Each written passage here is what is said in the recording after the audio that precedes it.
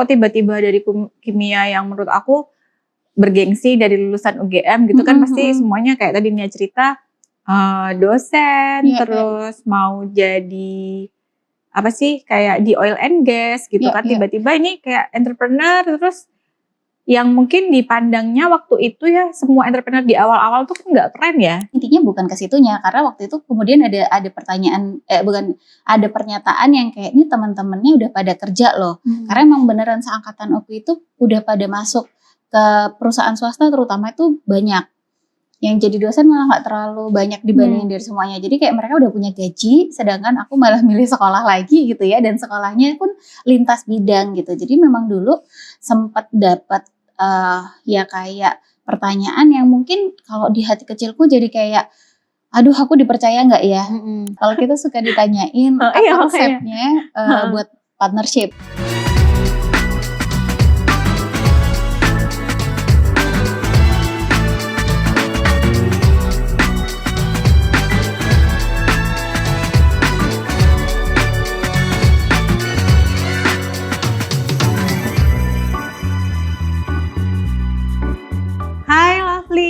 Welcome to Her Talk with me, Dita, as your host. Hari ini kita kedatangan teman, sahabat, partner in crime. Jadi ini temen yang lama banget, udah temenan ya, dari mulai single sampai sekarang punya 2 anak. Kita perkenalkan aja, Nia Fernanda. Hai. Selamat pagi, Nia. Selamat pagi, Mbak Dita. Halo. Nia, seneng banget bisa hadir di sini. Akhirnya, kita udah planning ini berapa lama ya? Sudah di-spill agak lama, tapi akhirnya kejadian. Makasih Mbak Dita udah undang juga. Nia, makasih banget ya udah datang ke sini. Aku tahu Nia lagi sibuk banget, lagi banyak banget yang dikerjain. Terus kita itu kapan sih terakhir ketemu yang ngobrol lama gitu? Udah lama banget ya? Sebenarnya sih kalau koordinasi kita setiap hari, tapi sebenarnya ketemu gini kayaknya bulan lalu nggak sih? Atau malah udah 2 bulan yang lalu kayaknya kita nggak pernah ngobrol. Gak pernah ngobrol ya? Karena sebenarnya kita tuh dulu sering banget ketemu, sering banget hangout, tapi itu tahun 2015-2016an ya? Iya. Udah gitu kita bikin bisnis bareng akhirnya, The Kayu Indonesia. Kemudian ever since tuh kita ngobrol terus, deket. Tapi di awal tahun ini, akhir tahun lalu sampai sekarang kita tuh jarang banget ketemu ya. Karena aku tahu Nia juga lagi sibuk banget, aku juga lagi nggak ngerti deh. Tapi yang selalu aku kagumi dari Nia tuh, Nia bisa membagi fokus, membagi waktu. Kelihatannya kayaknya sih gitu ya. Terus yang paling keren adalah gak punya neni. Oh iya, betul. Keren itu, karena aku tanpa neni apalah aku, butiran debu. Nah, Nia gak pakai neni gitu kan, keren banget di situ. Nah, makanya hari ini aku pengen ngajakin Nia ngobrol di Her Talk untuk sharing-sharing itu. Siapa tahu bisa juga menginspirasi para perempuan Indonesia yang luar biasa di luar sana yang juga pengen kayak Nia juga gitu, punya kesibukan yang banyak, punya tempat untuk mengaktualisasi diri, tapi juga bisa tetap konten gitu ya, bisa tetap present buat anak-anak. Walaupun nggak apa-apa juga loh punya neni, tapi bisa megang anak-anak tanpa neni juga keren banget gitu ya. Dan tetap profesional gitu, mantap. Karena aku ini setipis tisu kesabaranku sama anak-anak, jadi kayaknya aku emang butuh support system neni gitu. Oke, sebelum nanti kita ngobrol-ngobrol yang dalam, karena pasti ada pertanyaan yang sering banget ditanyain sama teman-teman kita. Teman-temanku, teman-temannya Nia pasti juga sering nanya gimana sih caranya cari partner yang bisa lama, terus syaratnya apa aja, kriterianya gimana. Nanti kita ngobrol di situ ya Nia. Boleh. Tapi sebelum itu supaya seru, ini kita mau main tanya cepat, jawab cepat ya. Tanyanya nggak cepet sih, jawabnya harus cepet. Jangan susah. Aman, cari yang paling susah nih. Bold atau soft? Soft. Soft. Kenapa tuh Nia? Sebenarnya kalau bold yang keingetan nih aku make up. Oke. Karena aku senang banget kalau make up nggak pengen yang tebel, nggak pengen yang, tapi yang make up tipis-tipis aja tapi nggak kelihatan kalau nggak mandi gitu. Jadi soft deh. Oke, soft. Kerja di kantor atau remote? Di kantor. Agak mencengangkan ya. Karena aku tahu Nia suka banget remote dulu ya. Sekarang udah berubah jadi kerja di kantor. Kenapa tuh? Sebenarnya sih dua-duanya itu jadi aku seneng. Cuman somehow di kantor itu jadi lebih konsen. Jadi kalau misalnya bisa memilih di kantor, aku akan pilih di kantor. Di kantor. Ya gitu aja. Tapi remote nggak ada masalah juga sih. Aku senang di remote juga. Tapi kalau misalnya kita sebagai entrepreneur tuh emang ada tempat bekerja yang kayak di kantor gitu ya. Kayak di kantor tuh koordinasi, di rumah remote itu tetap kerja nggak sih? Tetap kerja. Makanya mungkin nanti itu yang bikin orang penasaran. Iya benar. Oke. Selanjutnya online atau offline? Online. Online. Yes. Yes sih. Ya, itu nggak usah ditanya sih kalau itu. Kota besar atau pedesaan? Aduh. Boleh dua-duanya nggak sih? Kenapa tuh? Kota sebenarnya seneng pengen ke desa, tapi nggak tahu kenapa kalau traveling kok pilihannya ke kota ya. Jadi aku gitu suka ya? kota. Jadi dua-duanya sih tergantung mau buat apa dulu. Kalau traveling kenapa ke kota? Apa yang apakah cari referensi buat bisnis atau healing di kota? Belum pernah tuh aku denger. Nah, mungkin karena nggak tahu, karena penasaran aja. Kayaknya kalau ngelihat ke belakang, kayaknya kalau traveling pilihannya masih opsinya ke kota. Karena mungkin udah tinggal di desa juga kali ya. Oh iya. Jadi kayak Bener. masanya sih masih penasaran sama kota ya. Jadi opsi-opsinya adalah yang aku kunjungin beberapa kali tempat itu adalah masih di kota. Maksudnya mungkin kota besar banget ya. Karena rumahnya Nia tuh sebelahan sama mall. Jadi kayaknya nggak desa sih. Korea atau Thailand ya? Korea. Ya gampang gitu mah, nggak usah ditanya. Buku atau film? Buku. Buku ya. Nia terakhir kali aku ajakin nonton kayak, Mbak, aku udah setahun lebih nggak nonton. Iya. Tapi aku nggak bisa Nonton banget lagi setahun lebih nggak nonton. Iya, itu ya perbedaan kita. Sebenarnya kita sangat berbeda. Sangat berbeda, betul. Restoran atau masak sendiri? Itu entah antara harapan atau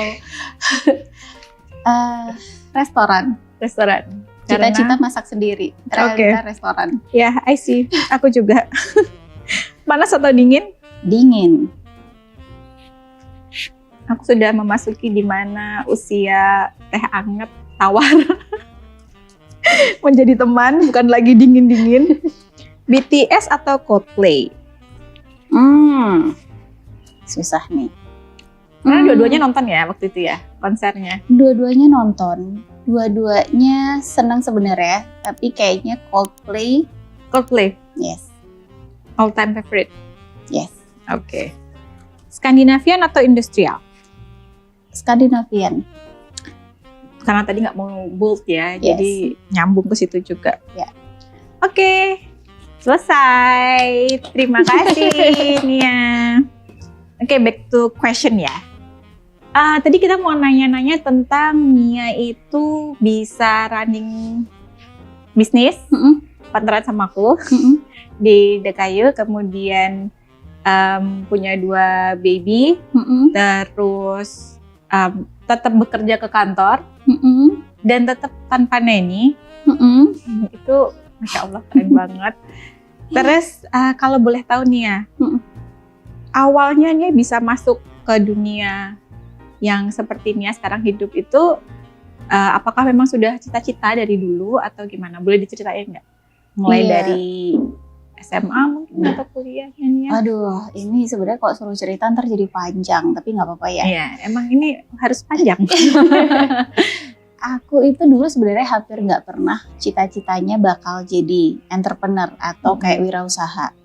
Karena dari kecil kalau dibilang cita-citanya apa itu kayaknya nggak masuk dalam listnya. Yang aku tahu dulu ya jadi dokter lah, jadi pegawai negeri, atau cuman pegawai kasir, bahkan itu dulu aku seneng banget ngitung orang, ngeliatin kalau misalnya lagi di supermarket nemenin ibu aku belanja, terus aku paling seneng adalah ngeliatin mbak-mbak di kasir yang lagi ngitung uang. Jadi cita-citanya adalah sebagai pegawai kasir, artinya kayak dulu ngelihat orang kerja itu begitu ya gitu. Jadi nggak punya atau bahkan nggak pernah terbayang bakal seperti ini pertama kali dulu ya waktu kecil. Dan dari kecil juga mungkin karena background keluarga juga nggak ada yang dari wirausaha, sehingga nggak kebayang bakal jadi pengusaha tuh kayak apa, atau bahkan punya usaha yang kayak apa, itu sama sekali nggak pernah ada Mbak Dita. Gitu. Sampai mungkin kuliah, aku bisa bilang juga kuliah bahkan jurusannya juga nggak nyambung. Walaupun mungkin kalau sekarang kayaknya teman-teman juga banyak ya yang jurusannya nggak harus sesuai sama yang dia sama realisasi pekerjaannya gitu. Tapi dulu itu aku kuliah itu di kimia. Kimia itu kimia murni. Jadi ya kalau misalnya diproyeksikan akan jadi apa, teman-teman aku tuh banyak yang misalnya ke oil and gas company, atau jadi dosen gitu, atau bahkan mungkin meneruskan ke S2, S3 dengan sains ya, jadi kayak jadi peneliti, jadi ke laboran kayak gitu. Jadi nggak ada opsi tuh untuk pengalaman bakal jadi wirausaha gitu. Jadi perjalanannya pertama kali banget waktu itu aku pengen belajar hal yang baru, tetapi kayaknya kok belajar kimia terus itu menyusahkan. Jadi pengen belajar apa sampai ketemu waktu dulu itu ada di Twitter, ada sekolah short course 6 bulan jadi pengusaha. Oh, tapi berarti nyari-nyari dong untuk jadi entrepreneur. Dulu nyarinya ini karena waktu teman-temanku pada job seeker nyari, jadi nyebar lamaran gitu ya. Itu tuh aku ke Twitter, main Twitter terus. Zaman dulu masih Twitter ya? Iya dulu ke Twitter. Sekarang juga Twitter naik lagi nggak sih? Sekarang iya ya, walaupun jadi namanya X. udah ganti ya jadi X ya. Dulu saya ngeliat tuh malah di Twitter itu sebenarnya iseng, nggak nyari karena memang waktu itu pas nggak mau kerja, nggak tahu mau kerja apa. Pas di tahun aku lulus itu nggak ada bukaan untuk sebagai pegawai negeri pas di tahun itu, sehingga kebanyakan teman-teman aku lanjutin S2. Nah di situ aku kayaknya kalau S2 kimia lagi aku cukup wow gitu ya, apalagi waktu itu kalau misalnya mau jadi dosen, kebetulan aku dulu kuliahnya kan di UGM, jadi kalau mau jadi dosen paling tidak kita harus keluar dulu nih. Gitu. Keluar tuh maksudnya? Ke luar negeri, maksudnya ngambil double degree gitu-gitu. Jadi sekolah dulu S2-nya di UGM, kemudian nanti akan ngambil juga di misalnya di Perancis atau di Jerman. Jadi aku pikir kayak, wah itu udah belajar bahasanya, belajar sainsnya, belajar tentang kimia sendiri. Rasanya kok kayaknya aku punya pikiran pakai prodi yang lain. Nah di situ berencana mau sekolah di MM waktu itu. MM UGM. Jadi orang tua aku bilang kalau udah ini aja kalau mau lintas ke jurusan yang lain. Tapi ternyata aku ketemu itu tuh sekolah yang 6 bulan aja. Kemudian dan di situ highlightnya adalah membuka usaha. Nah di situ kayak coba deh gitu. Jadi iseng-iseng berhadiah. Iya, kalau misalnya nih amit-amit gagal atau apapun ya 6 bulan lah untuk learning masih oke lah. Masih bisa ditoleransi, nanti pulang masih bisa daftar apply lagi. Jadi kayak gap year aja. Nah, di situ sebenarnya pertama kali untuk akhirnya memijakkan dan akhirnya jadi seperti ini sekarang. Dan disitulah cikal bakalnya kita ketemu ya sebelumnya. Karena dari kelas YA yang Entrepreneur Academy di Bandung waktu itu, sekarang ada di Cipanas. Sekarang kampusnya pindah ke Cipanas. Nia di situ 6 bulan, kemudian Nia karena terlihat paling menarik di situ. Jadi yang punya foundernya YA itu akhirnya menawari ya untuk jadi apa itu namanya? Dulu itu sih disebutnya, sebenarnya juga aku awalnya tuh nggak tahu, diminta membantu. Awalnya ada event kayak misalnya ini ada event ini ya, bantu jadi fasilitator ya, karena di sekolah itu juga ada camp entrepreneur camp namanya. Kemudian bapak guru kita gitu ya, Bapak J. Setiabudi, kemudian mungkin waktu itu butuh fasilitator dan Nia yang jadi direkomendasiin nih gitu, direkomendasiin untuk membantu menjadi fasil. Nah mungkin di situ kayaknya mungkin kelihatan apa ya? Kelihatan menarik ya. Dan mungkin karena sebenarnya waktu itu kan niatnya belajar. Jadi kayak apapun yang ada di situ aku pengen tahu. Oh ternyata tuh ada event kayak gini. Ini orang-orang nih tentang self development apapun tuh jadi menarik Mbak Dita waktu itu. Jadi saat itu yang kemudian ternyata Pak Jaya minta nih ya untuk jadi asistennya atau biasanya disebutnya sih penerjemah konsep gitu kalau disebutnya karena beliau punya banyak planning atau hal-hal yang kemudian waktu Nia tangkap tuh kenapa ya Pak nggak dibikin ini aja, kenapa nggak kemudian waktu itu kayak teman-teman yang udah jadi pengusaha atau entrepreneur waktu itu tuh nggak ada komunitasnya atau sudah ada komunitas tapi kayak nggak yang guyup gitu, nggak kumpul yang intens gitu atau udah ada tapi belum ada yang. Berarti Nia itu juga salah satu bidannya Yubi juga ya? Iya dulu akhirnya jadi bareng sama untuk waktu itu early Yubi bisnis itu baru awal-awal launching gitu berbarengan dengan ada launching juga beberapa Pak Jaya Setiabudi itu launching buku jadi buku Kitab Hati Bangkrut itu semuanya tuh Nia yang handle untuk acaranya bagaimana buku itu bisa didistribusikan dan lain-lain. Itu tahun 2012 ya kalau nggak salah ya. Betul, ya 2012. Terus 2013 itu pertama kali kita ketemu itu Pak Jaya lagi ke Jogja, benar ya? Lagi ke Jogja karena aku menikah. Betul. Terus Nia jadi diundang, Nia jadi nemenin Mas J ya kalau nggak salah. Aku nemenin ke Jogja mau datang ke acara Mbak Dita nikah waktu itu. Terus nggak lama dari itu dia juga nikah. Betul, setahun berikutnya kayaknya ya. Setahun berikutnya Nia nikah. Terus setahun berikutnya 2014 ya, 2015 kita ketemu karena aku udah pindah ke Jogja lagi. Dari Bandung aku pindah ke Jogja, terus kita banyak ngobrol tuh di situ tentang sering ketemu pas udah Mbak Dita pindah ke Jogja. Gitu. Karena 2014 Nia nikah itu terus akhirnya Nia udah kan, maksudnya keluar dari Yubi ya, maksudnya resign, kemudian stay di Jogja waktu itu ya. Waktu itu Nia juga punya usaha sebelum kita gabung itu punya usaha sendiri juga kan? Iya pernah waktu pulang sebenarnya itu usahanya tuh malah pas habis selesai dari Bandung pulang ke Jogja karena dulu alasan harus kembali karena kakak aku dua bersaudara nih Mbak Dita dan kakak aku itu tinggal menikah sama orang Turki tinggalnya di Belanda. Dan for good tinggal ke sana. Jadi waktu itu wah ini berarti Bapak Ibu harus ada yang nemenin juga. Jadi akhirnya aku balik ke Jogja sekaligus menerapkan si buka usaha tadi gitu. Dan hasil waktu dari itu belajar gitu ya selama jadi 6 bulan itu. Benar dari hasil belajar itu gimana nih benar kalau misalnya akhirnya buka usaha dan idenya juga yang aku lihat di Bandung waktu itu. Jadi di Bandung tuh kan udah rame minuman bubble drink, ya kan kayak yang kalau kayaknya Jogja waktu itu belum terlalu banyak pilihannya. Belum banyak malah. Belum ada tapi belum banyak gitu. Dulu tuh zamannya siapa sih? Dulu itu masih malah kalau tahu es Bangjo. Es Bangjo masih nggak sih? Sekarang nggak tahu, sekarang aku nggak tahu masih atau enggak. Tapi dulu itu sebenarnya bukan bubble drink ya, jadi cuman es serut, es rasa, tapi dia tapi ada butiran esnya. Ada juga satu lagi namanya Caca Milk Tea. Oh iya. Iya kan ada. Caca itu kayaknya itu 2012 sih kayaknya sebelum aku nikah udah ada. Betul, makanya udah ada dulu. Tetapi kalau Caca Milk Tea terlalu cair, tapi rasanya udah bubble drink. Gitu. Nah aku masuk ngambil tengah-tengahnya tuh ngelihat pasar potensialnya ini belum ada yang ngenalin rasa-rasanya kayak punya Caca, tapi tekstur keluarannya kayak punya es Bangjo. Gitu. Itu kemudian aku masuk ke situ buka kedai ya kecil-kecilan lah ya kedai di Jalan Wirobrajan dan itu dulu bertahan sekitar 2 tahun. Bertahan 2 tahun karena ternyata Nia lebih enjoy online daripada offline ya. Betul nggak? Betul. Jadi kenapa milih online karena mungkin juga udah punya pengalaman offline itu berat ya.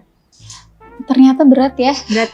Aku juga ngalamin setelah ya sama-sama berat sih tantangannya. Tapi pas awal-awal ada online itu kita lebih senang online. Tapi sekarang online juga karena semuanya sudah online, tantangannya jadi beda lagi gitu kan. Oke, terus tadi berarti dari SMA, SMA tuh ya udahlah ya kayak anak SMA pada umumnya ya. Terus kenapa masuk kimia UGM? Iya, dulu itu aku di SMA itu sebenarnya nggak tahu kenapa kok ya nggak panjang gitu pikirannya, kayak nanti tuh pengennya cita-citanya tuh nggak kebayang, oh aku akan jadi apa gitu Mbak. Jadi yang aku lihat dulu sebenarnya kimia itu karena dari nilai kimia aku bagus itu aja. Gitu. Jadi kayak dilihat kan dulu kalau SMA kelas 3 tuh kan intens ya, kayak misalnya les, kemudian masuk PTN negeri gitu-gitu. Nah kemudian waktu itu opsi karena aku juga sekolahnya di SMA 2 Jogja. Dulu itu tujuannya adalah antara UGM atau masuknya ITB gitu. Cuman karena orang tua aku udah di Jogja aja, orang juga semuanya pengen belajarnya ke Jogja kan. Kenapa adik malah pengen keluar? Jadi ya udah akhirnya UGM, dan dilihat nilai aku yang paling bagus adalah kimia. Jadi kimia dijadiin opsi, walaupun nggak tahu nanti waktu apa gitu. Tapi ternyata pas masuk kimia gimana? Kayaknya salah jurusan atau pas masuk kimianya, dengan kimianya memang nggak ada masalah sih, dan waktu salah jurusannya ternyata di kimia sendiri tuh konsentrasinya masih macam-macam. Ada kimia organik, ada kimia analitik, ada anorganik. Nah waktu yang ke kimia organik itu yang kayak kimia campur sama biologi. Jadi memang chemical yang dihafal, jadi banyak hafalannya, yaitu sebenarnya aku tuh lemah banget di bagian hafalan. Jadi aku ngambil penjurusan lagi itu tentang analitik, analisa, dan lingkungan gitu. Jadi penelitianku dulu itu sebelum penelitian akhir ikut juga penelitian sama dosen, itu ikut melihat ada kayak misalnya nih ada limbah atau misalnya dampak ke lingkungan, bukan limbah waktu itu, dampak erupsi Merapi pada tahun itu, kemudian berapa tahun kemudian itu nanti bagaimana terhadap dengan lingkungan gitu. Itu salah satu penelitian yang aku angkat zaman itu. Terus ya apa tuh? Lumayan. Sebenarnya sih nggak berat Mbak kalau analitik, karena mungkin aku senang matematika kali ya.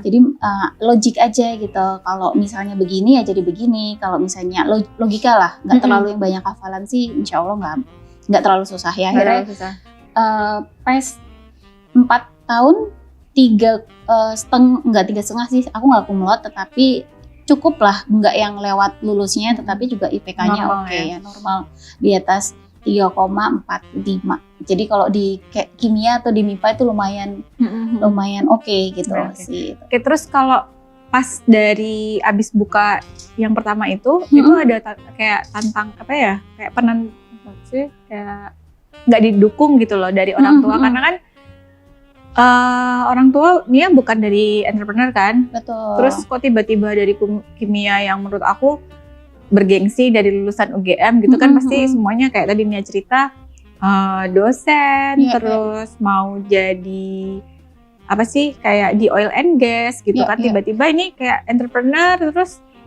yang mungkin dipandangnya waktu itu ya semua entrepreneur di awal-awal tuh kan nggak keren ya. Iya kan, nggak jadi opsi ya. Nggak jadi opsi lah gitu.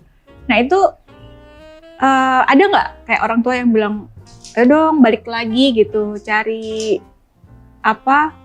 pekerjaan yang lain gitu? Ada nggak kayak gitu? Atau ya udahlah, ada di Jogja aja nggak apa-apa di sini, karena kan orang tua tadi Nia cerita juga cuman punya 2 kan, dan yang satu kakak udah tinggal di luar di gitu. Belanda ya. Iya, pas dulu malah sebenarnya awal banget sebelum. Jadi kalau dibilang apakah kayak ini yakin nih Dek gitu, yakin nih ini adalah yang dipengen gitu. Itu malah sebenarnya sebelum waktu mau sekolah itu sempat kayak ditanya terakhir banget. Jadi kayak malam itu kereta ke Bandung karena udah mau mulai sekolah. Siang hari itu aku ditanya sama bapak kayak, ini beneran nanti malam mau berangkat? Padahal sebenarnya nanya ini sih intinya bukan ke situnya, karena waktu itu kemudian ada pertanyaan, ada pernyataan yang kayak, ini teman-temannya udah pada kerja loh. Karena emang beneran seangkatan aku itu udah pada masuk ke perusahaan swasta, terutama itu banyak. Yang jadi dosen malah nggak terlalu banyak dibandingin dari semuanya. Jadi kayak mereka udah punya gaji, sedangkan aku malah milih sekolah lagi gitu ya, dan sekolahnya pun lintas bidang gitu. Jadi memang dulu sempat dapat ya kayak pertanyaan yang mungkin kalau di hati kecilku jadi kayak, aduh aku dipercaya nggak ya? Ini beneran nggak ya jawabannya? Yang itu juga waktu akhirnya jadi satu sampai sekarang jadi hal yang pengen aku buktikan juga ya, bahwa aku harus bertanggung jawab dengan pilihan ini pilihannya gitu. nggak salah lah. Betul. Ya gitu. Dan waktu pas buka usaha itu, kenapa buka usahanya sebenarnya aku udah seneng online tapi harus buka yang offline karena biar terlihat juga kalau alah gitu. Iya, jadi kayak kalau misalnya online kan nggak kelihatan gitu. Orang zaman itu ya 2013 masih belum kelihatan ya. Orang nggak ngelihat kalau misalnya kita itu bisa menghasilkan dari dunia digital atau dari online. Orang masih belum tahu. Bahkan kayak aku masih dilihatnya tuh sekolah terus karena di depan laptop. Gitu. Jadi kayak misalnya padahal kita udah bisa dapat pendapatan, tapi waktu pas udah punya uangnya, waktu itu aku mau kasih ke rewangku, tapi kayak udah ini kan masih sekolah. Jadi masih nggak dipercaya gitu ya. Jadi ya itu tetap waktu itu tetap banyak mungkin kekhawatiran walaupun nggak disampaikan, tapi aku yakin mungkin orang tua juga punya kekhawatiran kayak ini anaknya bakal gimana nih gitu. Gitu. Make sense sih. Waktu itu 2013 tuh kalau aku ingat tuh Instagram itu baru ada mungkin di awal-awal gitu, dan yang enggak sih sebenarnya 2010-an kayaknya Instagram tuh ada. 2011 itu sebenarnya udah ada, cuman 2011 ya. Kita postingnya masih yang kuning-kuning gitu loh, yang bukan masih ya, itu cuman privilege-nya yang pakai Apple. Kan waktu dulu Android belum bisa. Apalagi zaman dulu kan kita masih pakai BB kan. Iya kan, waktu nikah itu masih bagiin broadcast di BB.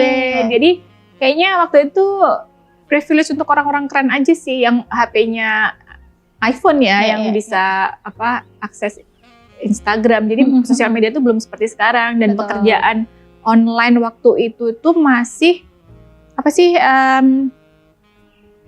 nulis blog ya kalau nggak salah ya, yang dapat dari misalnya dapat AdSense gitu kan, di blog dari situ. Dulu malah pertama kali aku jualan batik di Facebook. Oh iya udah ada Facebook ya. Jualan Facebook batik sama Twitter. Waktu itu buat kayak baru-baru karyawan bank itu harus wajib pakai batik seluruh Indonesia. Nah itu aku dari sini nih, di Jogja di dekat ada namanya Batik Pangestu. Itu aku datang ke sana, 2 kolah aksesori sama Batik Pangestu karena aku beli terus aku dedel Mbak.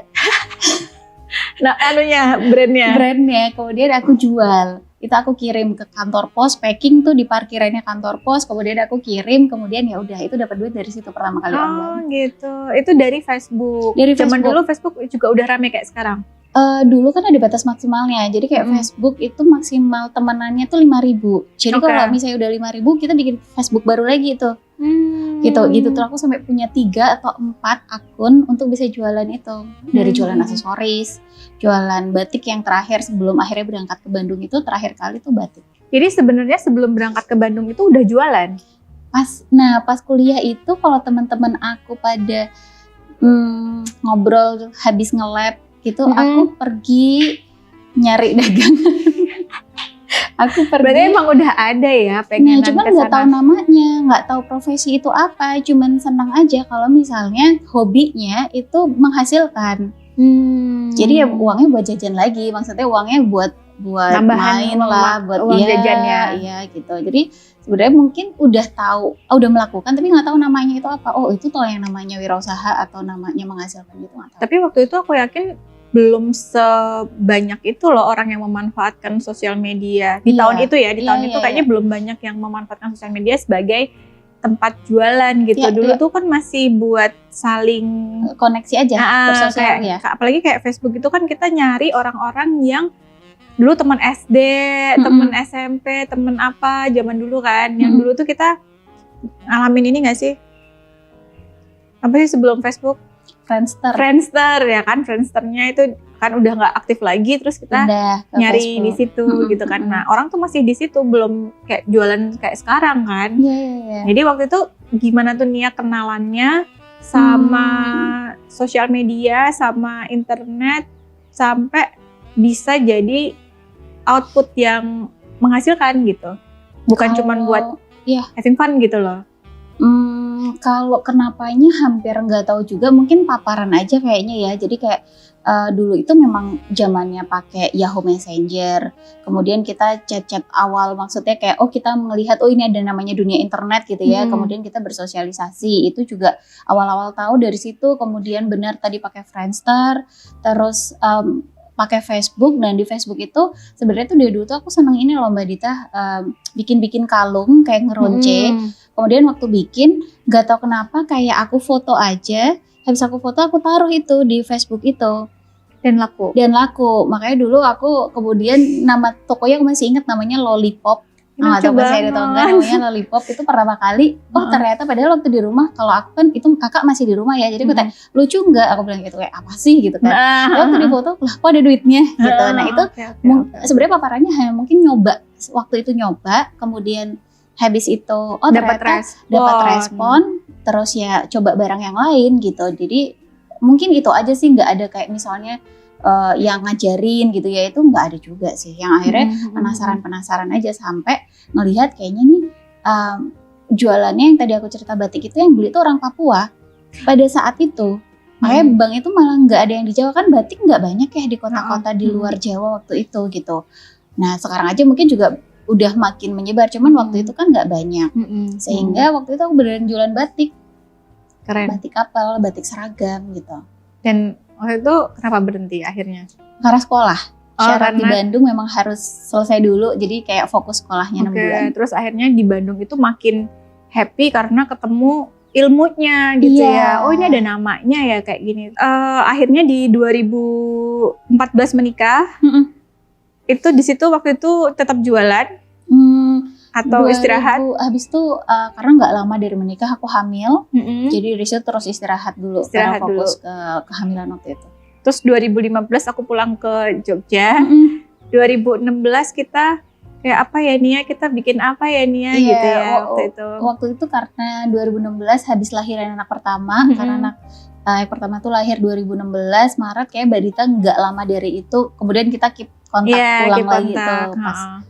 Iya waktu itu ya. Terus waktu itu karena aku udah punya bisnis furniture sebelumnya, jadi kayak yuk kita ke daerah-daerah sini aja deh, jangan jauh-jauh gitu. Dan aku punya bawa isu waktu itu adalah ini furniture tuh gede-gede, nggak bisa dikirim karena waktu zaman dulu kan ekspedisi nggak kayak sekarang ya nih ya. Ekspedisi tuh paling cuman maksimal berapa sih, 20 kilo kayak gitu. Iya dulu yang terkenal masih JNE sih, yang 1-2 kilo aja gitu. Paling maksimal nggak lebih dari aku itu. ingat 20 kilo deh maksimal. Itu kan kayak furniture kan nggak mungkin ya. Udah gitu ongkirnya mahal kan, nggak seperti sekarang. Jadi aku pikir sama Nia, ayo Nia bikin yang kecil-kecil aja yang masih di furniture gitu. Terus 2016 itu kita bikin film ya.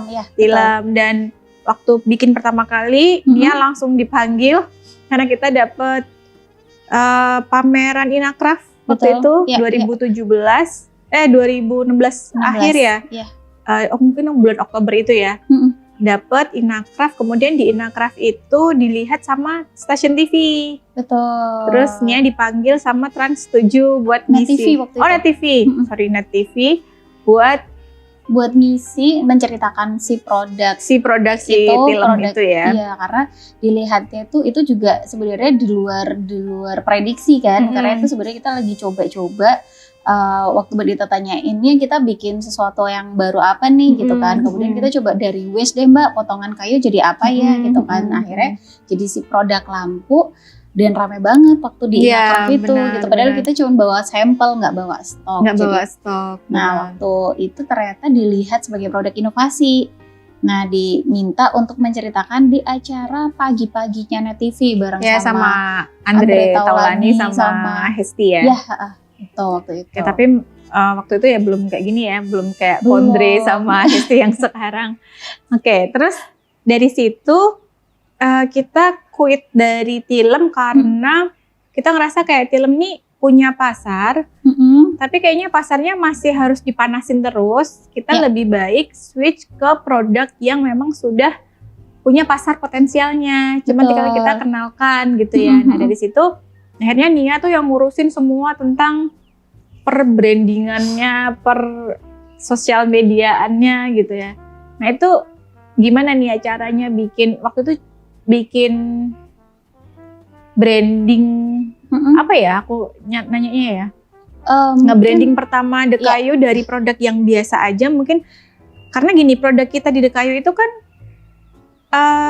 sudah produk yang selama ini ada kan, terus bisa diceritakan menjadi sesuatu yang kayaknya jadi baru gitu loh. Jadi baru, jadi sesuatu yang ini orang selama ini nggak tahu deh kalau ini tuh bagus gitu. Nah itu gimana prosesnya tuh Nia? Mungkin juga dulu yang aku ingat ya dari ketika pengalaman tadi pulang dari Bandung itu, kemudian coba bikin usaha, usahanya kan kuliner. Kemudian aku juga ngelihat dari produk apa ya waktu itu yang harus aku keluarin gitu. Dan di sini pengalaman waktu film itu kan mencoba mengkonsep semuanya, nih udah ada produknya, sampai nama-namanya, sampai maknanya apa, logonya gimana, itu semua coba kita pikirin. Tetapi juga pas pengalaman kita bikin lempar ke pasar, sebenarnya kita sedikit unhappy waktu itu ya. Sedikit unhappy karena kalau dibilang waktu itu sih rasanya analisanya karena kayaknya overprice, jadi produknya belum ngangenin, kita belum nyebutnya gitu, produknya belum oke. Nah waktu kemudian dari situ tuh jadi aku kulik lagi sebenarnya apa sih kebutuhan market, kayak kira-kira dengan produk yang kita punya, model kita adalah si lampu itu, kemudian di pasar nih jadi apa. Nah ketemulah waktu itu rame di komunitas namanya Kompakers yang aku lihat. Jadi komunitas Kompakers di online ini kan rame banget, yang dia itu suka foto-foto, ya kan. Waktu itu kita sebenarnya, aku nggak tahu kalau Mbak Dita suka apa enggak, tapi aku dulu pas awal habis nikah kan di rumah nggak ngapa-ngapain Mbak, jadi kayak di Kompakers ada kompetisi apa nih, foto serba kuning, jadi aku cari lemon di kulkas, kemudian difotoin, diupload. Nah aku ngelihat itu tuh semakin rame, dan di situ kan butuh properti juga gitu. Dan si kayu ini atau si tadi yang kita jadiin di tilam ini sebenarnya juga bisa loh jadi produk pendukungnya gitu. Jadi sebenarnya mungkin untuk acara foto-foto itu. Iya, jadi kalau ditanya dulu awalnya ngelihatnya gimana, mungkin aku ngelihat pasarnya kayaknya ya Mbak, ngelihat potensial marketnya ada di mana yang kira-kira aku bisa sub dengan produk yang kita punya. Awalnya dari itu sih, kemudian memang akhirnya bukan ujuk-ujuk si lampunya waktu itu kan, kemudian kita develop cari Mbak apa ya kira-kira, mungkin alat makan, mungkin bahkan aku ingat pertama kali kita cuma punya poster wood slice. Iya, wood slice. Potongan dari kayu, ranting-ranting kayu. Iya, nah itu yang pertama kali malah kita pakai tuh dulu untuk dicoba jadi properti foto. Ya. Nah, jadi kalau flashback lagi kayaknya sebenarnya karena ngelihat market sekarang itu potensialnya di mana sih gitu. Kemudian kita coba masukin produk kita ini fit sama mereka. Gitu. Terus ilmu-ilmu dari Bandung itu juga juga ada ya, gimana caranya bikin brand yang baik yang akhirnya bisa menyasar ke customer yang mau kita target gitu ya. Gimana komunikasinya, gitu-gitu ya. Nah sekarang ini kan brand banyak banget ya Nia. Apa sih yang biasanya Nia pegang? Dan aku yakin Nia sekarang juga punya kesibukan selain di Dekayu, ada beberapa brand lain yang Nia pegang. Nah akhirnya apa sih yang Nia pegang untuk kalau aku punya brand itu aku mesti kayak gini gitu, karena kalau aku perhatiin kan sekarang terlalu banyak. Nah untuk menjadi otentik, untuk menjadi unik itu kan agak sulit ya, karena semuanya udah melakukan hal yang serupa sama, gitu. Betul. Nah terus kalau nggak viral rasanya jadi kayak nggak dikenal juga. Terus apakah kita harus juga jadi ikut-ikutan gitu? Ya setuju sih, kalau mungkin persaingannya juga beda juga ya dengan yang dulu. Dulu itu kayaknya punya produk atau punya brand tuh kayaknya sesuatu hal yang ini gimana ya bikinnya. Kalau sekarang itu juga udah banyak bisa dipelajari di mana-mana gitu. Kita misalnya nge-googling atau di Instagram, ilmu untuk bikin atau punya brand tuh udah bisa kita akses sendiri gitu, sehingga kompetisinya jadi luar biasa. Kayaknya hampir semuanya orang tuh punya produk ya pasti punya brandnya gitu. Betul. Semudah itu gitu. Tetapi yang aku percaya lebih ke arah setiap produk atau setiap brand itu tuh selalu punya potensial marketnya sendiri. Nah gimana kita bisa ngenalin si market kita ini sampai titik rambutnya deh, behaviornya deh, keinginannya. Nah sebenarnya itu sih yang aku pegang sampai sekarang, karena itu yang tidak pernah berubah.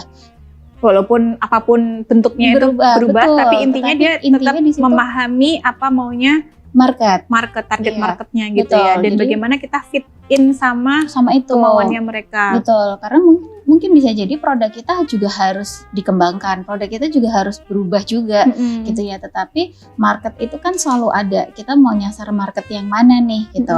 Apakah marketnya kita sudah misalnya nih dalam kurun waktu tertentu kita bahkan di produk yang sama kita pengen nyasar market yang berbeda, itu udah behaviornya udah pasti beda.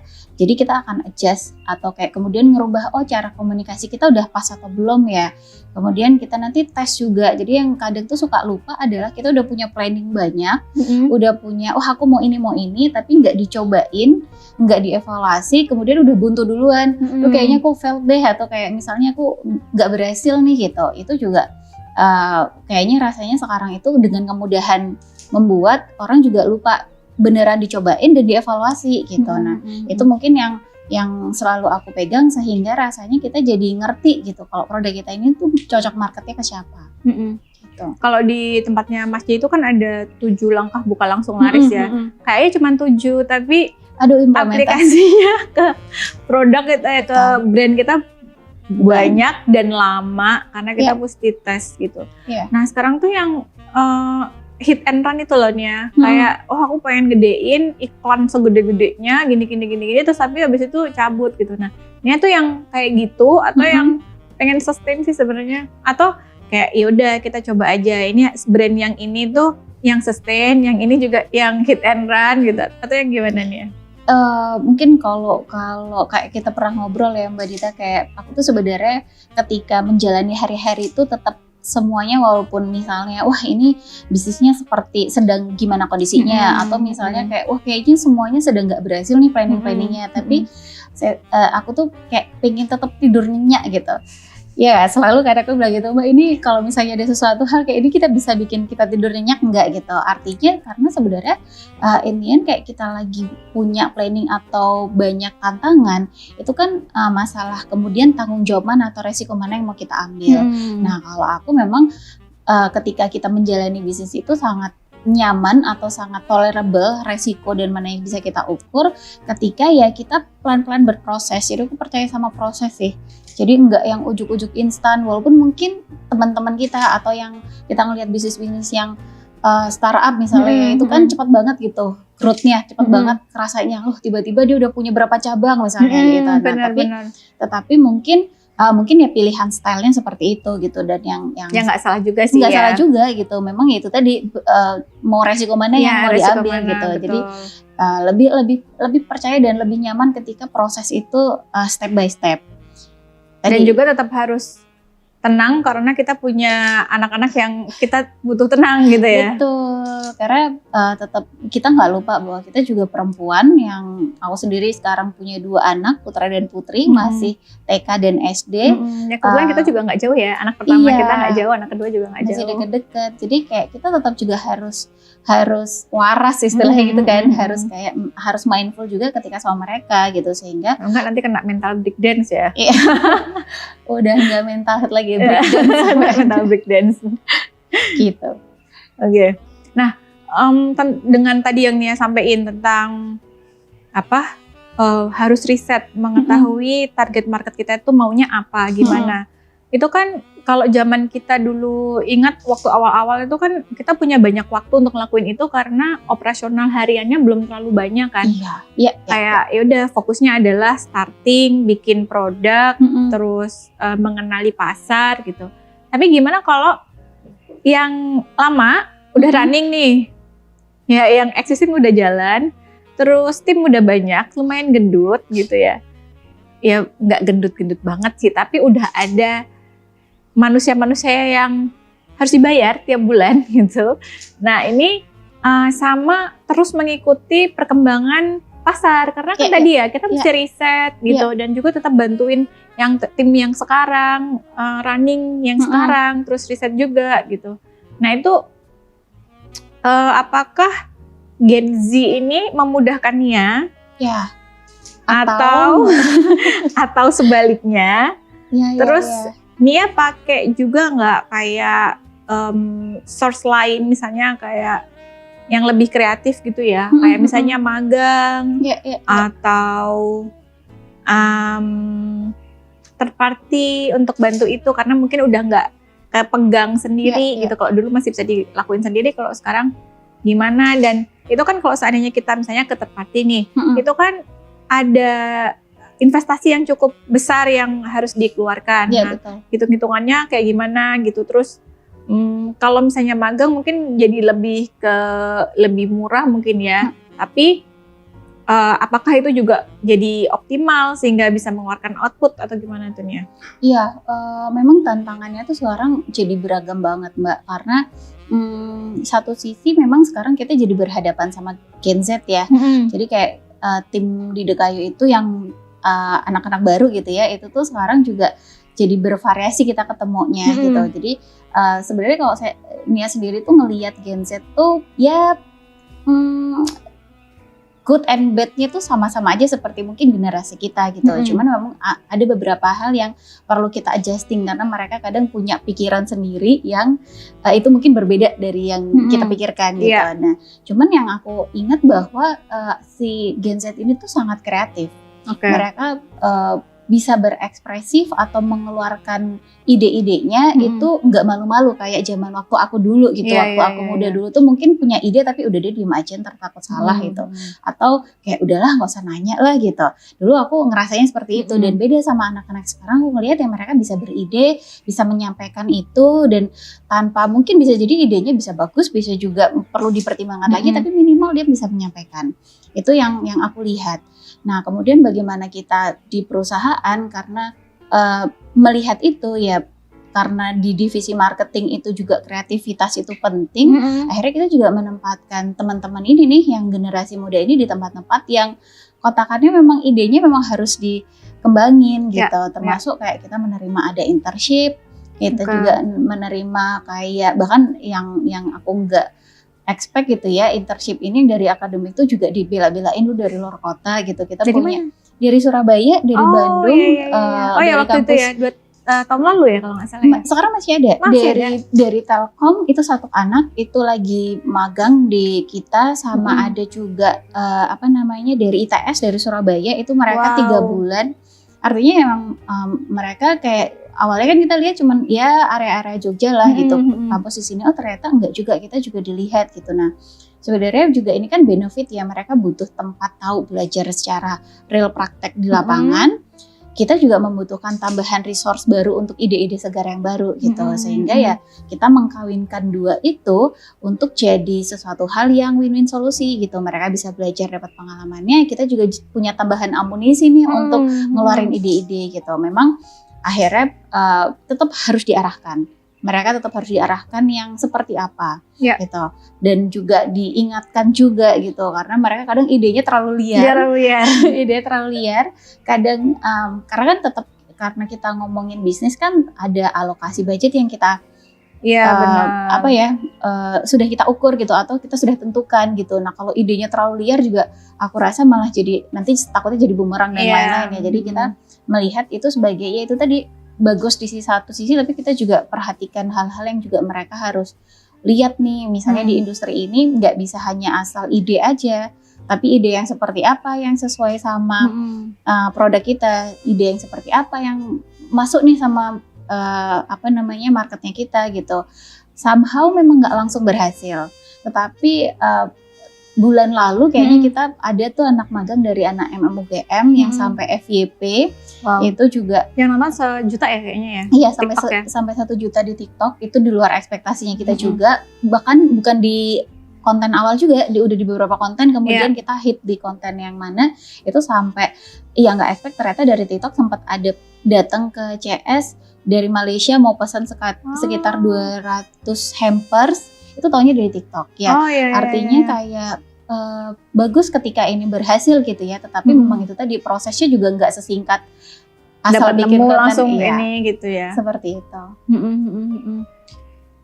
Aduh, aku jadi jadi kayak banyak banget ya yang mesti dilakuin, apalagi kayak TikTok itu kan kita kayak kalau aku sih udah nggak relate ya. Aku sendiri udah nggak relate. Hampir sama sih, kayaknya juga udah enggak ya. Dan itulah dimana kita memang harus membutuhkan berkolaborasi sama teman-teman ini untuk juga memeluaskan pasar kita yang usianya ada di usia mereka gitu ya, untuk mengenali dengan target market tadi ya, betul, untuk gimana caranya berkomunikasi sama mereka, cara apa yang mereka suka, ya kan, supaya bisa tetap itu sehingga kolaborasi dengan intern, dengan third party ini jadi opsi juga ya untuk kita terus riset gitu, karena ternyata kalau dari sisi aku The Kayu itu dari 2017 sampai sekarang tuh kan udah 7 tahun ya. Ya. Sudah 7 tahun. Nah 7 tahun ini ternyata untuk usia brand itu cukup tua ya. Ya nggak sih? Udah cukup mature lah gitu. Ya SD lah ya. SD kelas 1 lah. Karena menurut aku sekarang brand-brand itu tuh karena banyak yang hit and run. Aku rasa mereka tuh mungkin umurnya nggak nyampe 5 tahun tuh udah ganti brand lagi. Sehingga yang dia belum mateng udah pindah gitu ya. Iya, jadi kayak 7 tahun itu juga menurut aku waktu yang panjang gitu. Dan selama 7 tahun walaupun kita sudah di awal sudah establish dan sudah ketemu target market, tapi marketnya shifting terus nih. Jadi kita terus gimana caranya ikut gitu ya di situ, sehingga si divisi marketing ini juga harus ngikutin perkembangan zaman gitu. Betul, itu yang selalu kita diskusikan bersama. Iya, betul. Nah, tadi nih, ini udah marketingan, aku udah mulai pusing, jadi aku kayak karena aku bukan marketing sejati. Nah ini kita bahas ke tadi pertanyaan yang awal banget tadi pas pembukaan, sebenarnya apa sih kriteria punya partner sampai akhirnya Nia selama ini udah partneran sama aku, gimana rasanya gitu. 7 tahun berjalan. Ada nggak sih? Plus ya? Iya, ada nggak sih kayak orang tuh kalau partneran tuh semuanya baik gitu. Karena kan banyak juga tuh yang akhirnya pecah kongsi, terus akhirnya jadi yang tadinya isu di kantor jadi isu personal gitu, atau yang personal jadi isu kantor juga gitu. Nah itu gimana tuh? Sekarang yang lagi kemarin rame di Instagram sama di TikTok itu yang itu brand make up yang besar banget itu juga kayaknya pecah kongsi juga. Emang. Makanya nggak salah kalau kita suka ditanyain apa resepnya buat partnership atau resepnya gimana bisa cocok, atau bahkan kayak gimana cara cari partner. Itu kayaknya pertanyaan yang sering mendarat di aku, dan gimana juga ya jawabnya gitu. Bener. Tapi kalau kita ngelihat flashback ya Mbak, atau kita juga sering ngobrol gitu ya, out frame, nggak dalam konteks forum atau apa, kita suka ngobrol. Kita ini kan beda banget ya. Iya, beda banget Dari background, dari cara mengambil keputusan, kadang bahkan kita juga punya POV yang berbeda gitu. Benar. Jadi kalau ditanyain harus yang mirip kayak kamu, ya enggak juga gitu. Karena kenyataannya kita sangat berbeda gitu. Terus kemudian apa sih yang membuat kita jadi bisa saling berpartner? Aku rasa kayaknya kita punya satu menaruh rasa kepercayaan yang sama gitu. Artinya kayak ya aku percaya dengan Mbak Dita, konteks ngomongin apapun, bisa jadi juga ngelihat kapasitasnya Mbak Dita, melihat bukan behavior kayak karakternya Mbak Dita, aku juga secara value percaya. Kemudian ya dan kita membuktikan by the time gitu ya, saling. Padahal kalau dirasa kayaknya banyak juga keputusan saling kita yang mungkin kayak, lah kok Nia gini sih, kok Mbak Dita begini sih, kayak gitu. Kita sebenarnya sering gontok-gontokan juga kan gitu, sering adu diskusi. Cuman karena kita saling percaya, atau aku sangat percaya bahwa apa yang kita bahas diskusikan itu tuh sebenarnya tujuannya sama, sesuatu hal yang baik, cuman POV-nya aja berbeda. Gitu. Dan di situ butuh kedewasaan untuk akhirnya memilih dan menentukan ini tuh mana nih yang bagus untuk for the greater good gitu ya, untuk perusahaan sendiri, buat kita juga kayak gitu.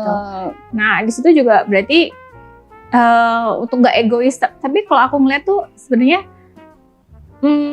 bisa nggak sih kalau partnership itu bisa kita ibaratkan kayak kita nikah. Kita waktu nikah tuh kan nggak tahu juga, masih ragu-ragu juga kalau kalau apakah kalau aku ya he's the one gitu kan.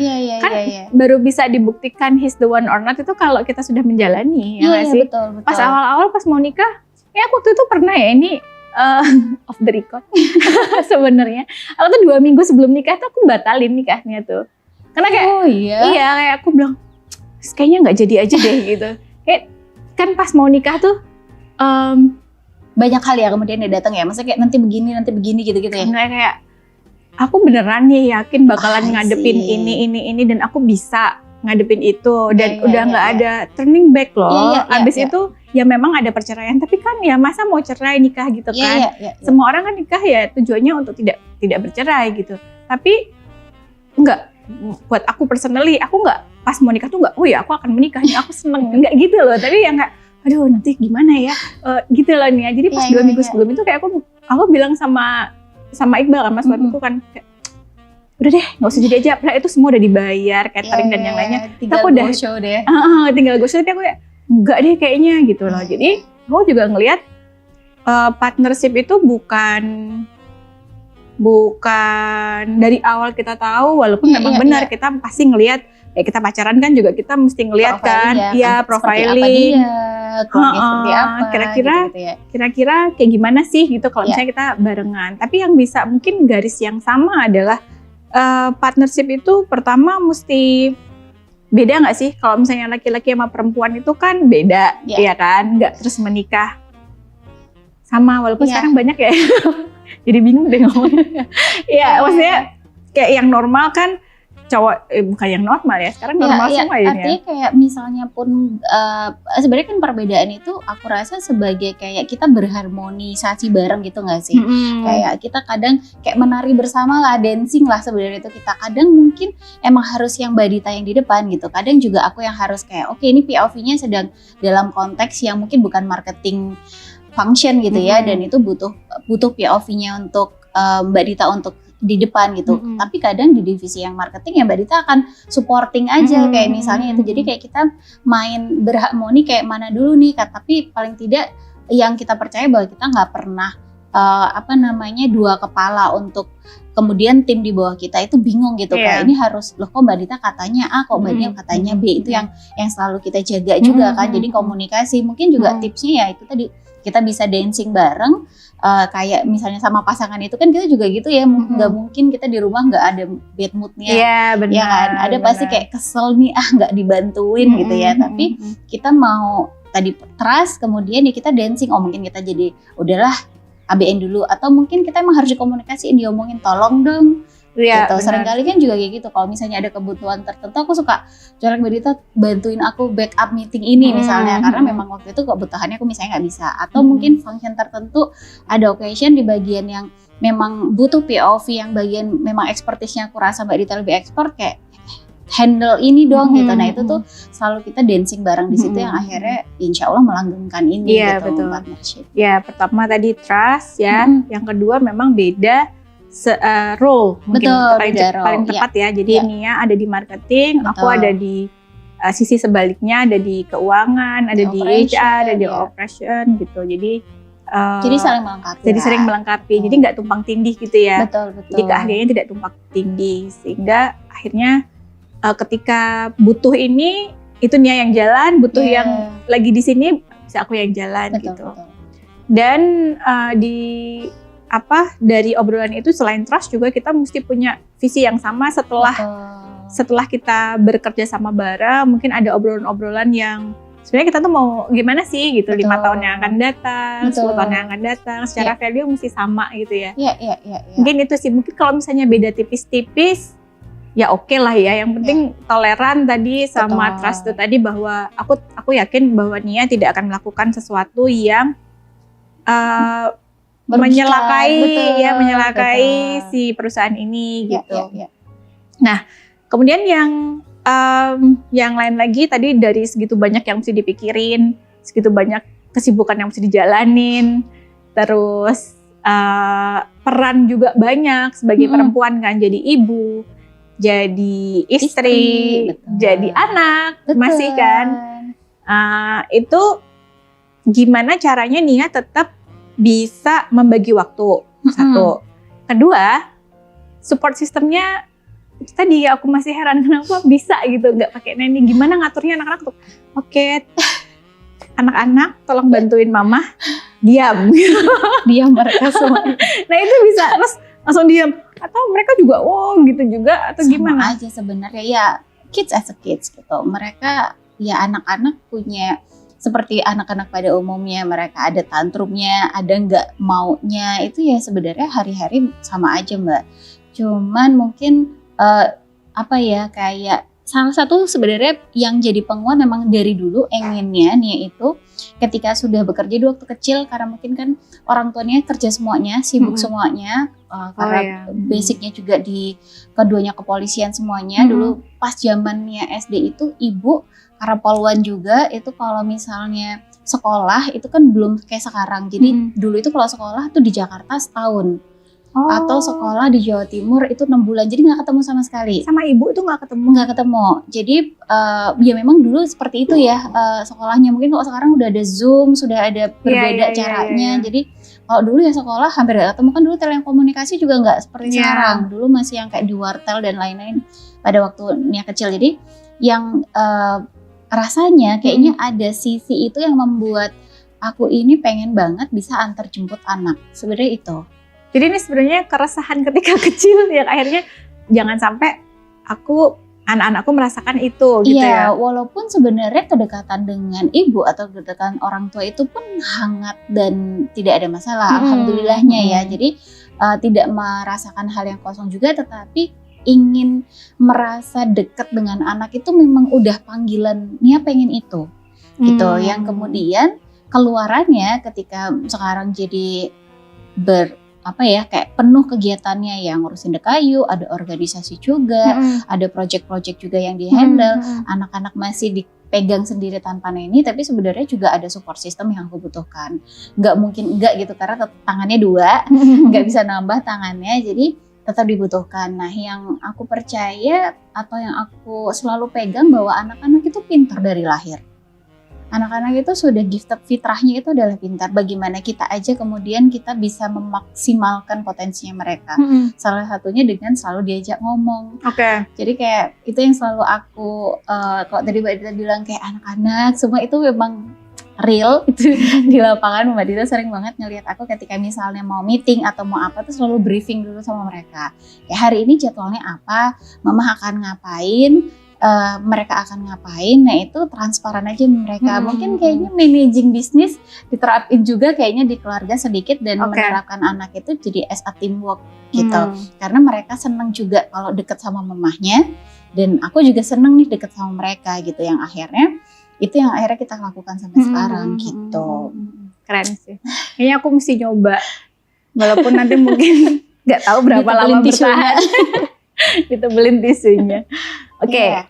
Thank you banget buat ngobrol-ngobrolnya siang ini. Thank you sudah meluangkan waktunya. Sama-sama. Nanti kita ketemu lagi setelah ini, ngobrol-ngobrol lagi, tapi mungkin nggak pakai kamera. Terima kasih banyak. Terima kasih para wanita hebat di sana, perempuan-perempuan hebat di sana. Sampai ketemu di Her Talk selanjutnya. Bye. Terima kasih.